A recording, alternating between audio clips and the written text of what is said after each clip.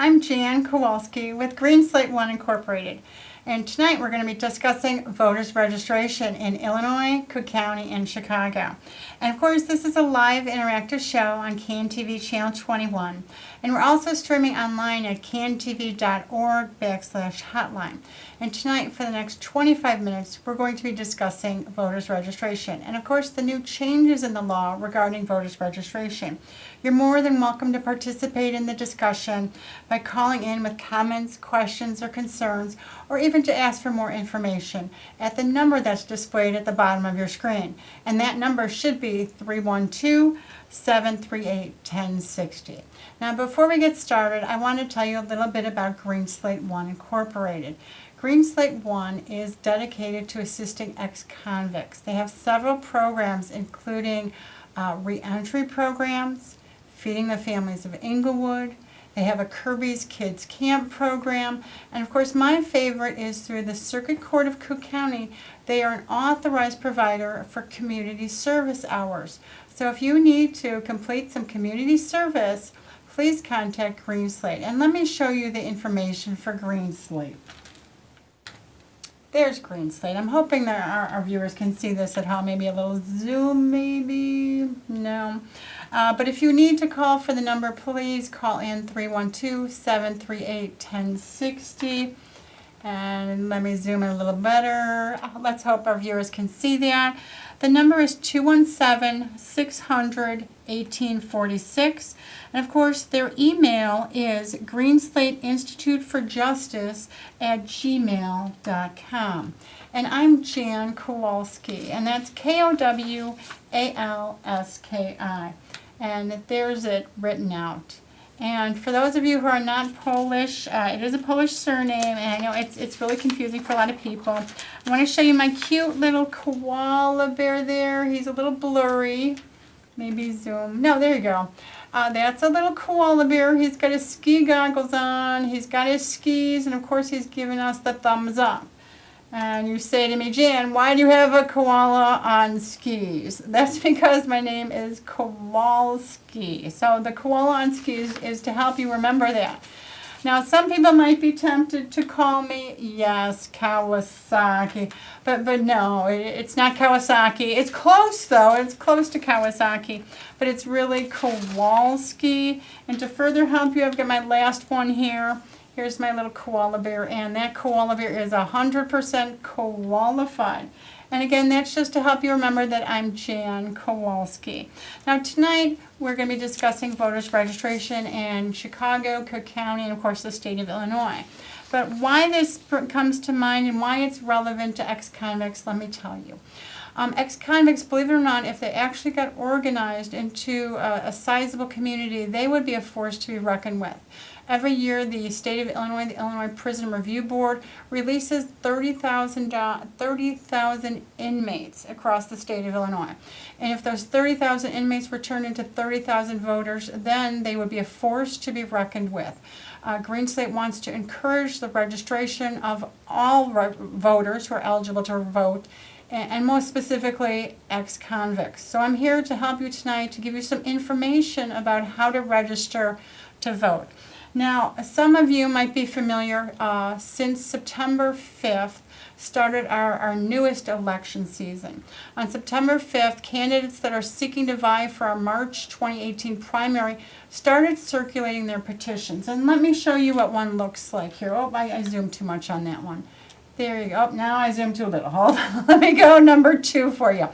This is probably what you're seeing when you're out there on the L, at the bus stops, at the train platforms.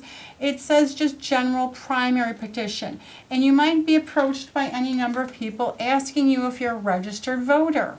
And if you are a registered voter, I'm going to encourage you to sign one of these primary petitions. The primary petition is required if you want to get your name on the ballot to be a candidate for the March primary.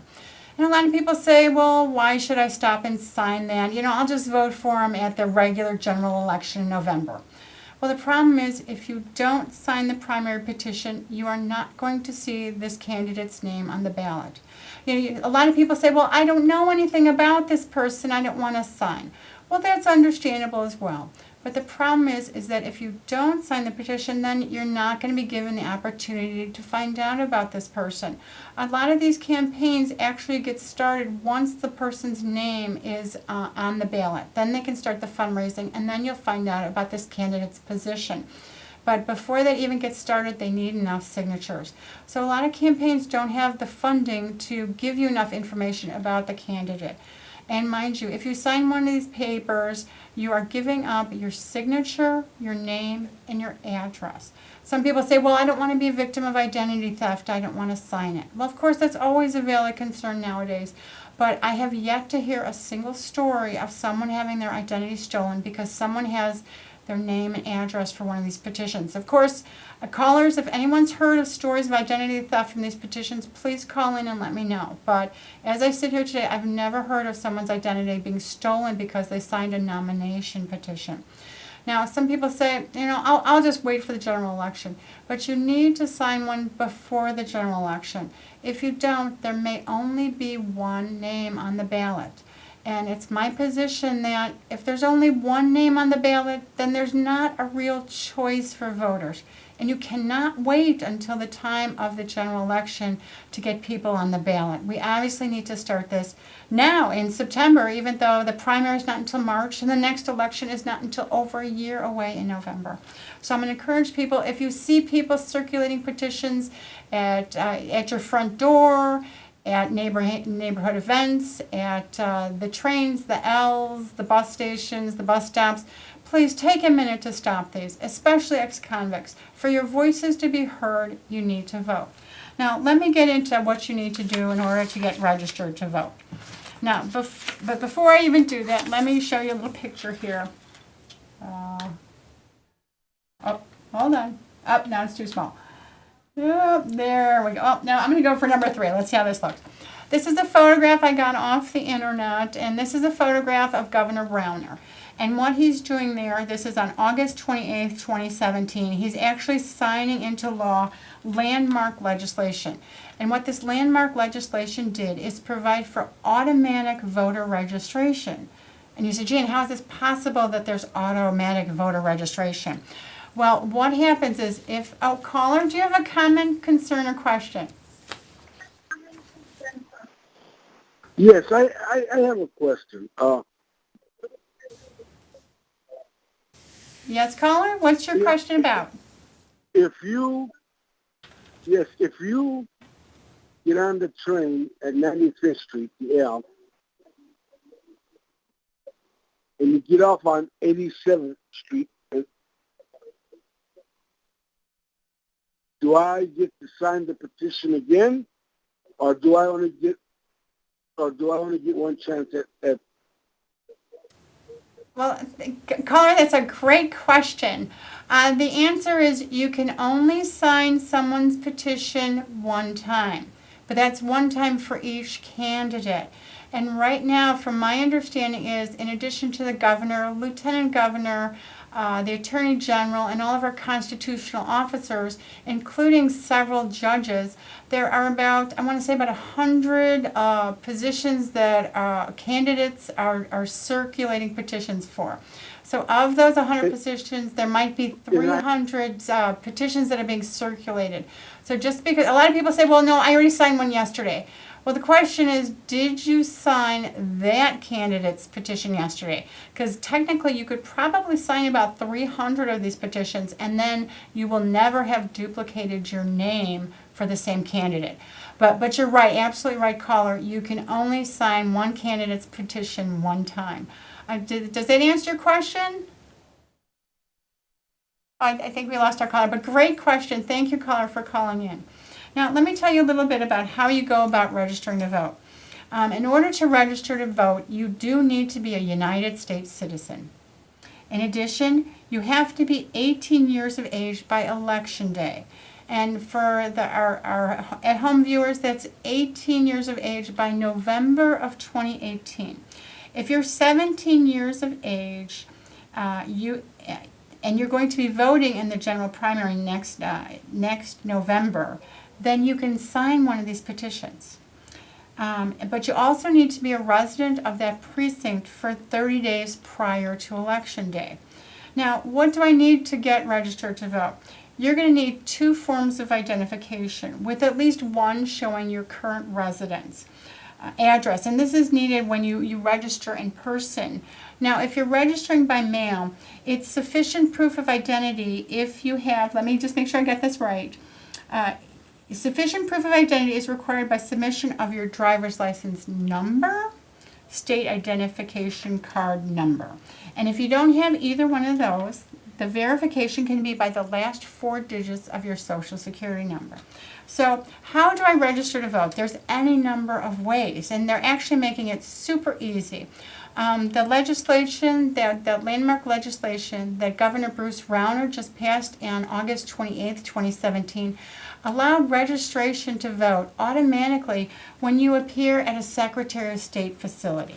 And let me tell you a little bit more about this, because it really is landmark legislation. There's only 10 other states that have this ability to register to vote when you go to a driver's license facility. And if you go to a driver's license facility through the Secretary of State, you can, when you're renewing your driver's license or ID card, when you're changing your address on, again, your driver's license or your permit for driver's license, or your state identification card, or you're actually recertifying for your driver's license. But it's not applicable for a temporary visitor's driver's license. If you're applying for one of those, you cannot register to vote. And let's see. And the key is that when you go to the Secretary of State facility to automatically register to vote, it's not just for first-time voters. It's also if you're moved. If you've changed your address, you can change your voter's registration address. And the big thing is that you can opt out of this. Although they call it the automatic motor voter registration, you can say, no thanks, not interested. I'm more than happy mailing one in or going in person to a facility to complete this form. And although Governor Rauner passed this in effect on August 28th of this year, it gives facilities until July 1st of 2018 to make sure that the technology is in place for the Secretary of State facility to communicate with the boards of election. And mind you, we've got an Illinois State Board of Election, a City of Chicago Board of Elections, and again, a Cook County Board of Elections. One of Green Slate's initiatives is to have a consolidated Board of Election. For instance, if you're registered to vote in Cook County, then you have to go to the Cook County Board of Elections to get your registration. As opposed to if you reside in the City of Chicago, there's a Chicago Board of Election. Luckily, for both the City of Chicago and the County Board of Election, they are both located at 69 West Washington. The county office of the election is on the 5th floor, and the city is on the 6th floor. And I hope I didn't mix that up. One's on the 5th floor, one's on the 6th floor, and that's at 69 West Washington, right on the corner of Dearborn and Washington Streets. And that's the facility where if you want to go register in person, you're more than welcome to do that. But they do try to make it super easy for you. One way that you can register to vote is online nowadays. Who would have thought you could register to vote online? And let me show you this here. This is, oh wait, now I'm going to zoom too much here. Hopefully our viewers at home can see this. No, I zoomed too much, sorry. Let me try that again. There you go, voters. I'm hoping you can see this. I know it's a little hard on the camera, but you can go to, it's https:// OVA, as in ostrich, vehicle, apple, OVA.elections.il.gov. And they will tell you that you also need to be a United States citizen, you need to be 17, and you need to have lived in your precinct for 30 days prior to registering. And then once you do that, you can access the system to register online. Now the interesting thing is, suppose you say, I'm not really sure if I'm registered. I think I remember registering, but it's been a while. Let me just check. You can also go, once again, to that same website, which is ova.elections.il.gov. And here you have, it's a registration lookup. You just plug in your first name, last name, birth date, and of course a zip code. And the site will tell you whether you're registered to vote, and they'll give you your address. In addition, as long as you're doing this, they let you know where your local polling place is, and they give you a list of your elected officials. Suppose you just moved into Chicago and you want to know who your state representative is or your local alderman. If you go to this ova.elections.illinois.gov, it'll give you not just your registration, but all this information about who your elected officials are and where to contact them. So this is a valuable resource. Again, this is ova, elections.illinois.gov. And for those of us who are Cook County residents but not residing in Chicago, you can also go to David Orr's website, the Cook County Clerk, and this can be reached at cookcountyclerk.com. And you can check your voters' information by your last name, and of course your house number and the direction on the street and your street address and your zip code. This will also tell you the same thing, whether you're registered to vote and where your local election facility is, your polling place, and who your elected officials are. And in addition to the state having their Board of Election website and the Cook County having the Board of Election website, we also have the City of Chicago. They also have their website here. And just like the state and the county, you can look up just by your house whether you can find your polling place and also your voter's registration. So I'm going to encourage you, if you need to go to the City of Chicago, it's the City of Chicago Board of Election. Unfortunately, I don't have their email address, but I'm sure a Google search will pull that up. Now, if you want to fill out the voter's registration form, it's actually really easy. Let me show this to you. Here is the application, Illinois Voters Registration Application. And this is the paper application. Before I go into that, I forgot. I need to pause for my station identification here. You're watching Green Slate I Incorporated, and we're live on CAN TV Channel 21 and cantv.org hotline. And today we're discussing voters registration, why you should register, why it's important for ex-convicts to register, and how to go about registering. And then once you're registering, to make sure how to change your address in case you've moved, or even to check to make sure that you're still registered, the websites to go to. And this is a live interactive show on CAN TV, and you're more than welcome to join our discussion by calling in with comments, questions, or concerns. And of course, you can reach me and the show at 312-738-1060. Now, back to this form here. I'm dying to show this to you. This is the Illinois Voters Registration Application. At first, it kind of looks like a lot, but then when you go through it, you realize that there's 1, 2, 3, 4, and 5 spots to fill out. Here, the number one wants to know if you are a citizen of the United States and if you're going to be 18 years of age on or before Election Day. And if you'd answered yes to both of those, complete the form. If you answered no to either one, do not complete the form, because then you will not be registered to vote because you're not qualified electorate. But number 2 asks for your name, address, and birthday, and sex. And number 3 is your street address, city. Last but not least, number 4 has your driver's license number, and number 5 requests your signature or your make your mark here. And then if you cannot sign or make a mark there's a specific part down here for the person to help you fill out this form for them to sign it in. And the beauty of this form is, I'm hoping you can see this at home, there's a little strip here where you can pull it off to expose the adhesive, and you just fold it over, plunk a first class stamp on there, and you can mail it to David Orr, and then your voter's registration will be effective.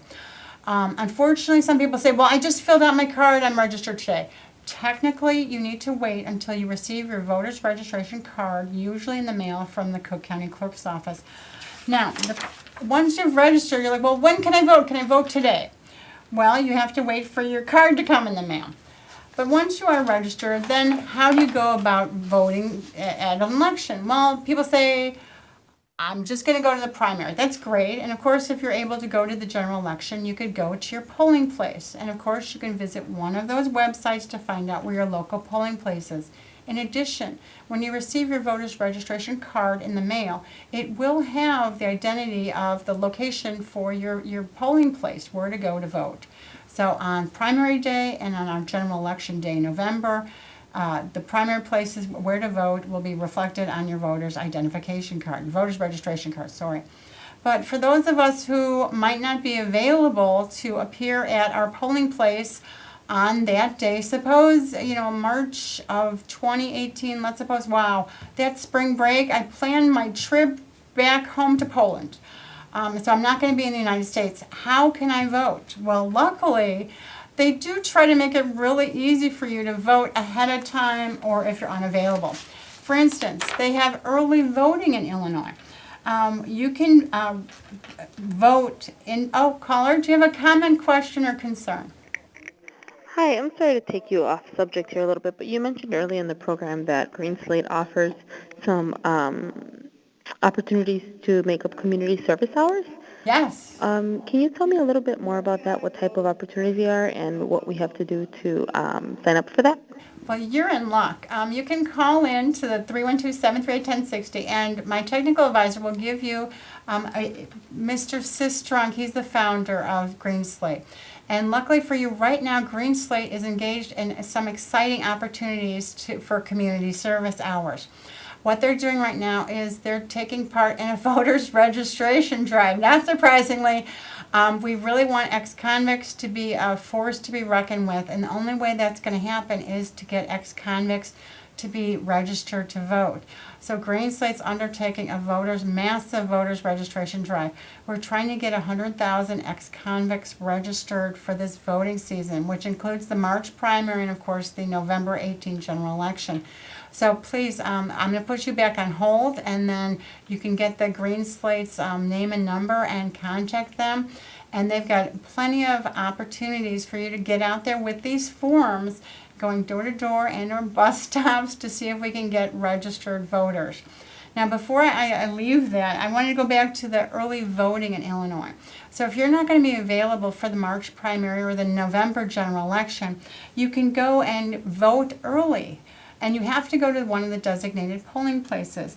And generally these polling places are the county clerk's office, the Board of Election Commissioner's office, their city and village offices, township offices, schools, public libraries.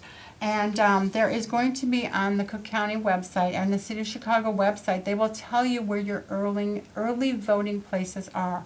And if you're available for the 40 days prior to the election, this is both the primary and the general election, for 40 days before the election, you can go and vote in person at one of these. Well, if you can't get a chance to go to the Cook County Board of Election or the City of Chicago Board of Election in those 40 days before the election, you can also vote by mail in Illinois, which is really exciting. For me, let's say I'm going to Poland and I'm going to be there for 40 days before the election, which isn't true, but let's just say that I was going to be in Poland for 40 days prior to the election. I can ask to be provided with a ballot by mail, and you can vote by mail in Illinois. And again, this is available not just to people who are not going to be in the city or county on election day, but it's also available for members of our United States Armed Forces while on active duty, and also United States federal and state employees that are serving outside the jurisdiction. And to do this, you can go in person or once again online and request to be provided with your ballot by mail. And let's see, and you can ask to be provided with this write-in ballot by mail, and this is 90 days before the election. So they give you plenty of time to ask for this mail-in ballot. And finally, and I know I'm rushing here a lot, so bear with me, my favorite part of the the voting information is there is a healthcare facility voting, and I wasn't even aware that this existed before tonight's show. I have to be candid with you. And apparently this has been in effect since 2015. And if you're going to be in a healthcare facility, which is a hospital or a nursing home, rehab center, for more than 14 days before the election, not more than 14 days before the election, then you could provide an affidavit and also your doctor's affidavit, and they can actually personally deliver to you a ballot and also take it back personally once again for you. But you do need an affidavit by yourself and also by your doctor.